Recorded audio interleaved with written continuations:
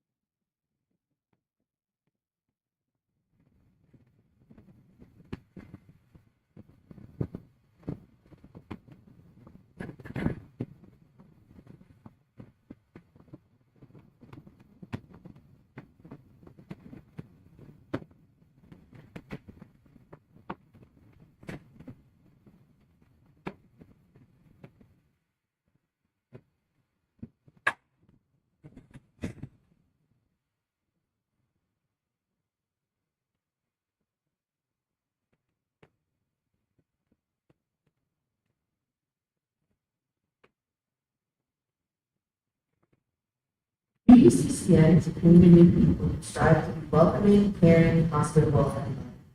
We know that the spark of our joys can be amplified when we share them with the people who are cheering us on, and the weight of the burden of our sorrows can be lightened when we share with those who are committed to our mutual well-being. Now is the time when you may share a joy or a sorrow that is on your heart. Please raise your hand and I will recognize you. And I got a microphone, which is the opposite of equity, but I'm going to use it. So, and as a matter of fact, Talk about equity, kind of resonance. so there's a coffee shop around the corner from the school road. And there's a course on the corner. And a lot of, teachers know the Patriots green tea. A lot of people always go when they go to college. So I went to the coffee shop and I went to, and the owner of the coffee shop said, this is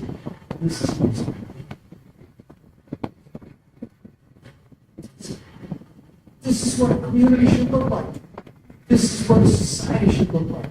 None of this, I don't want to pay more taxes so that those people over there can, get. I'm like really grateful to the owner of that coffee shop. Like, showing this.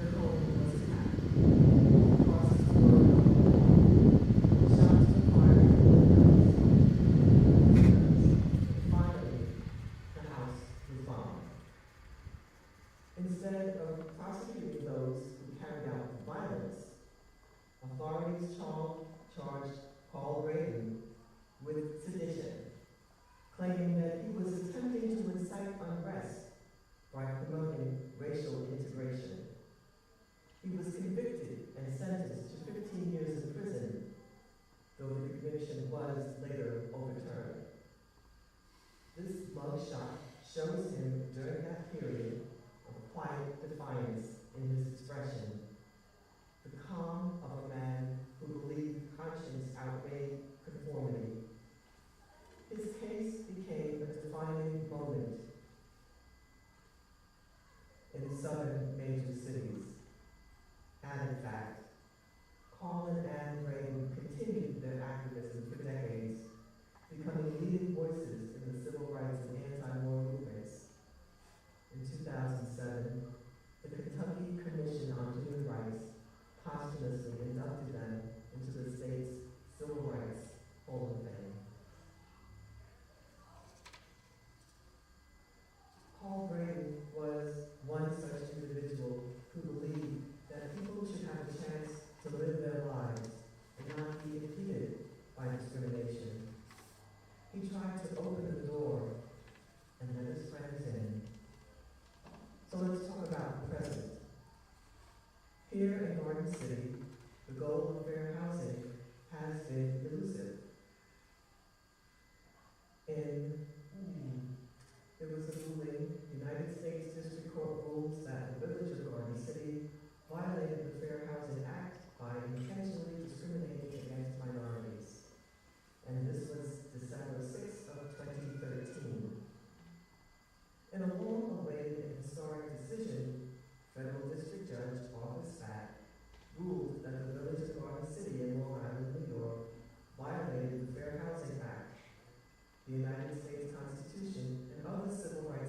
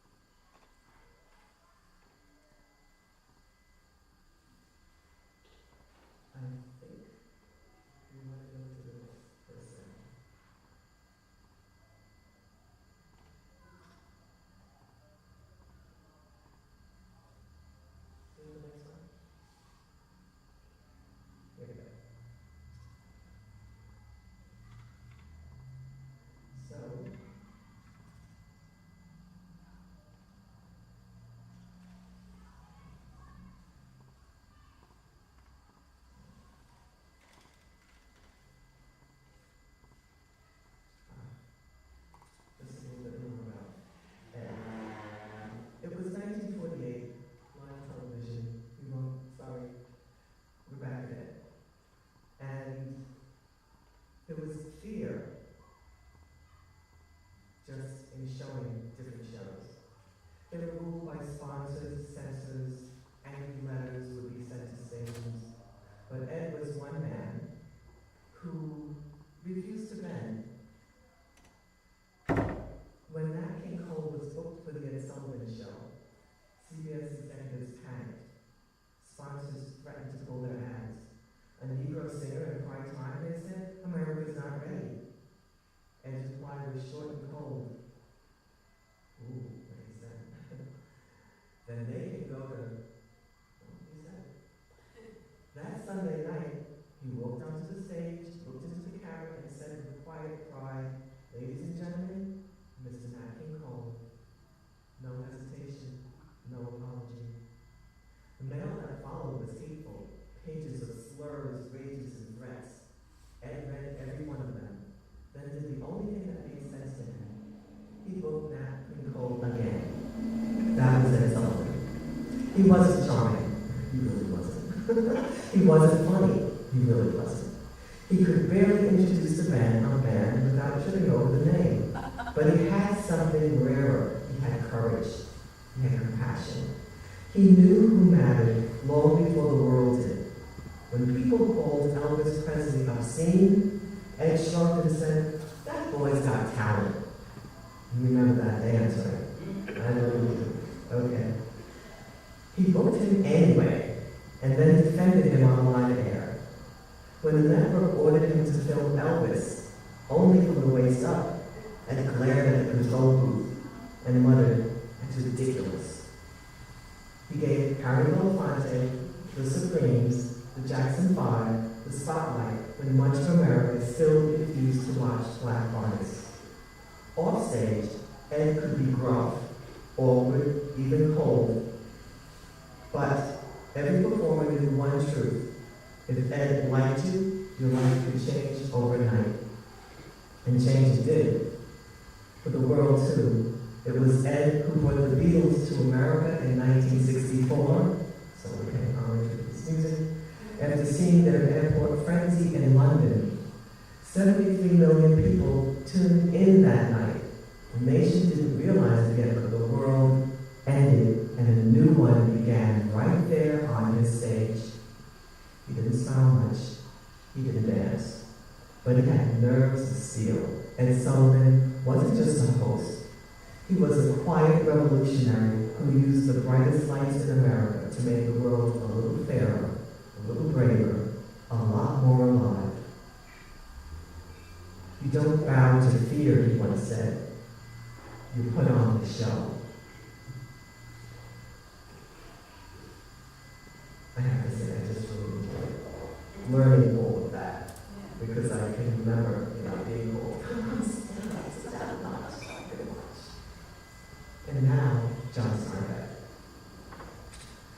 John Steinbeck once hid in a migrant camp under a fake name, just to see if America would treat him like one of its own. It didn't. It was 1936, in the middle of the Great Depression. Steinbeck had been hearing whispers about thousands of Dust Bowl families flooding into California. Farmers turned refugees, sleeping in ditches, working for pennies. Newspapers called them bogies. Politicians called them a nuisance. Steinbeck wanted to see himself. Took them all in a gold car, dressed in worn clothes, and disappeared into the San Joaquin Valley.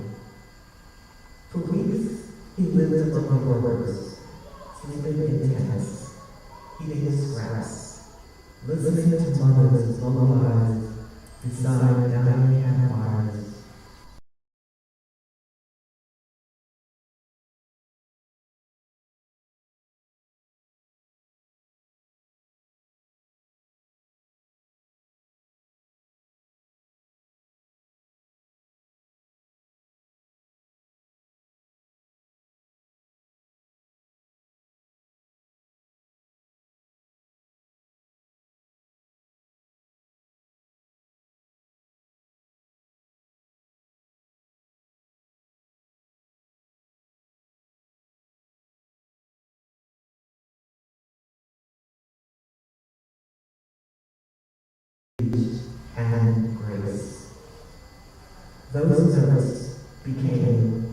workers' frown.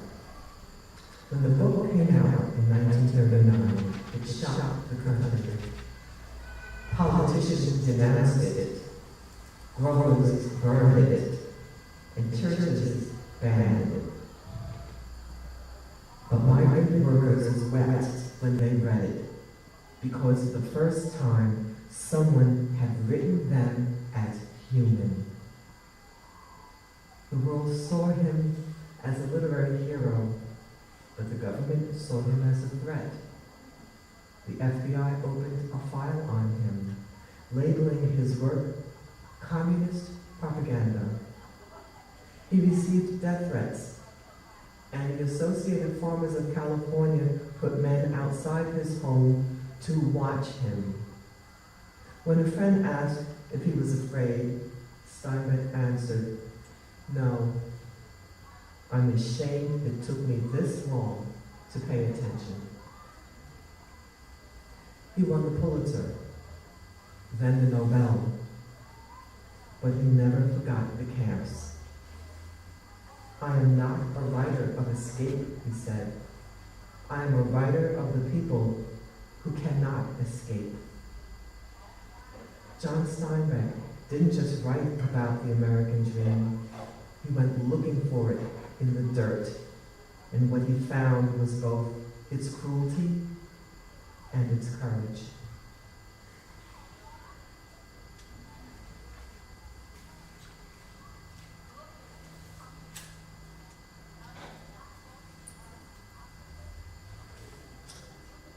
Steinbeck opened the door for the voiceless to be heard. Both he and Braden took risks and suffered consequences for doing so. Given who they were, they could not have done less. Consider who we are called to be and what we may be called to do. We think of migrants today and what they are suffering, the cruelty they experience at the hands of the government, being separated from their families, rounded up by men in masks, sent to detention camps. I read that pregnant women are being held in detention and of course are not getting the care that they need. They are not being seen by doctors, even when they experience bleeding, which should never happen. The food is subpar. They do not have enough water to drink. This is inhumane treatment. It is not even legal for them to be held in detention. Who will speak for them? What can we do to aid them? After this service, we will gather in the back and brainstorm on how we can support the migrants who are being detained. Let us think of our own gifts and talents and what we can do in our own capacity to demonstrate compassion for those we know who are suffering.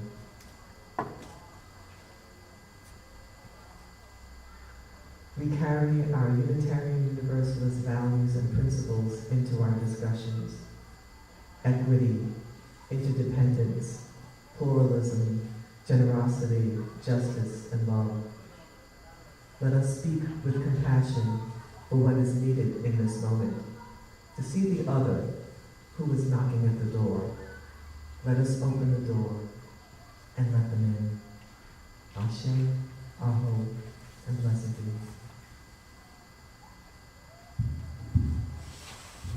Let's sing this.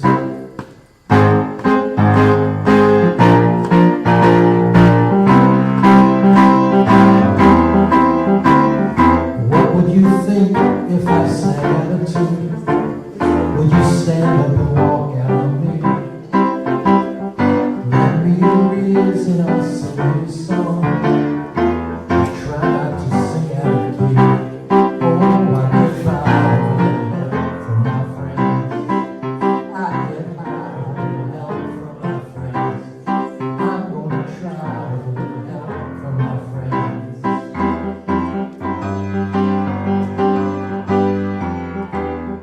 What do I do when my love is away?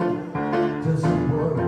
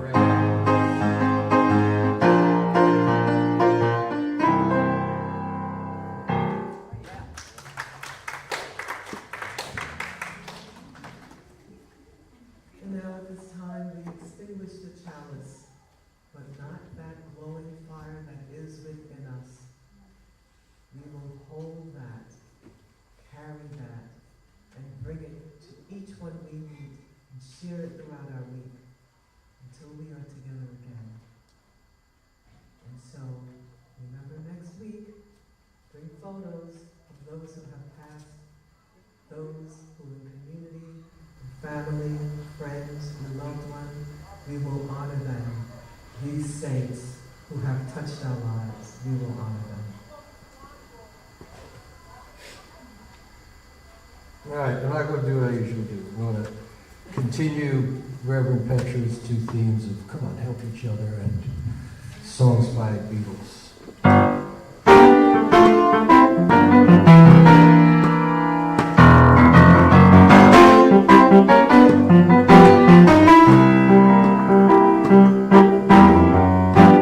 Well, imagine there's no heaven.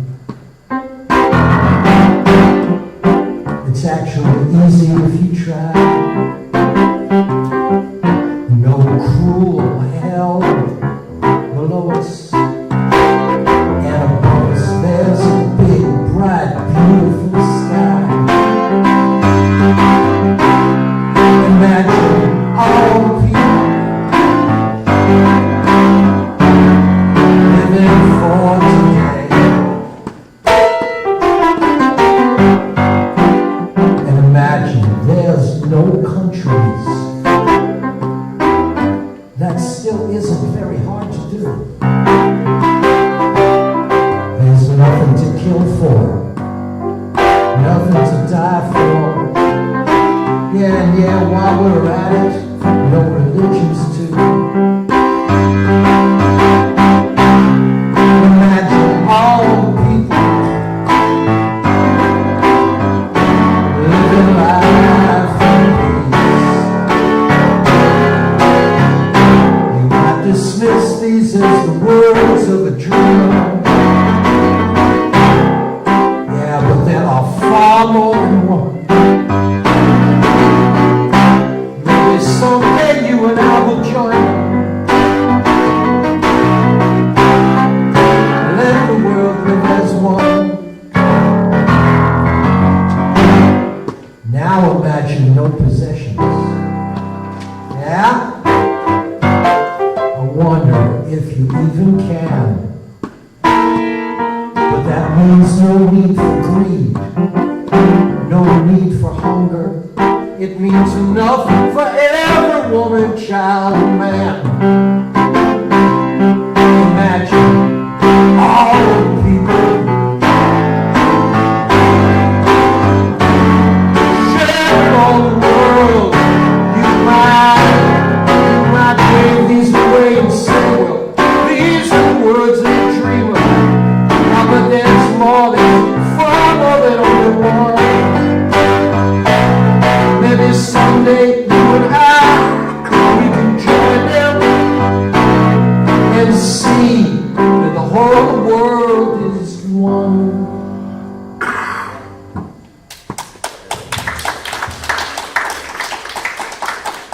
Joy, sweet tooth, talk.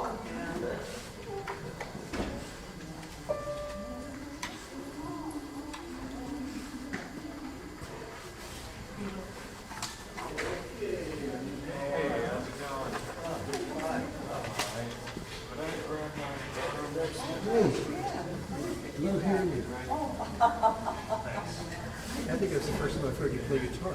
Oh. Yeah, well, that's usually what I'm doing here.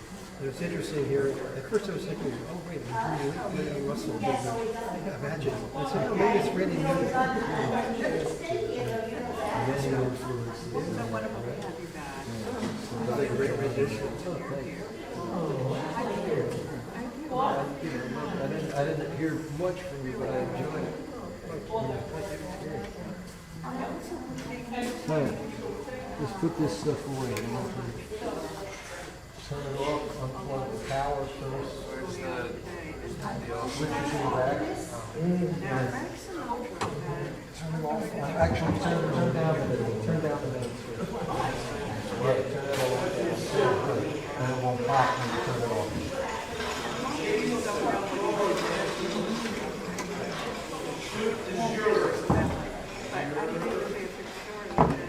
Then unplug the power.